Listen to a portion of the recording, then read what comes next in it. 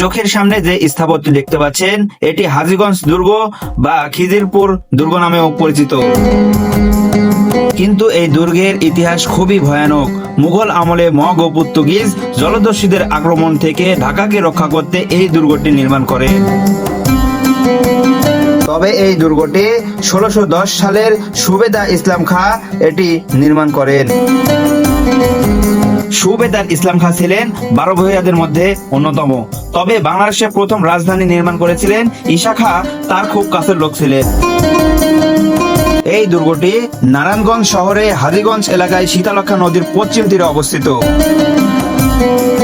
এটি যদি অন্য দেশে হতো তাহলে এটি সংস্কার করে পর্যটকের স্থান হতো, কিন্তু আমাদের বাংলাদেশের কাছে খুবই অবহেলিত।